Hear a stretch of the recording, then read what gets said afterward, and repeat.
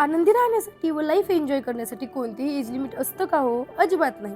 तर आबाई म्हणजेच आहोंच्या आजी आल्या होत्या व आज आहे संडे व आमचा होता आउटिंगचा प्लॅन. तर आम्ही त्यांना देखील आमच्यासोबत घेऊन जातो. तर आम्ही जात आहोत कोंडेश्वर महादेव मंदिर बघण्यासाठी. तर एवढं सुंदर पावसाचं वातावरण झालं होतं आणि मी देखील त्याचा मनसोक्त आनंद घेतला आणि वाटेने भरपूर वॉटरफॉल लागले. पण फायनली आम्ही या वॉटरफॉल जवळ थांबलो आणि म्हंटल ओवीची ते फोटोशूट करावा, पण ओवी काही थांबायला तयारच नव्हती. मग आम्ही आमचेच काही फोटो रील्स वगैरे काढले व त्यानंतर मस्तपैकी असा टाइम इथे स्पेंड केला. माझ्या आणि मेघाची अशी काही इकडे मस्ती चालू होती आणि त्यानंतर आम्ही इथून निघालो आणि ओवी ते सतत चेक करत होती की पाऊस येतोय का नाही ते. आणि शेवटी ओवीची देखील इच्छा पूर्ण झाली.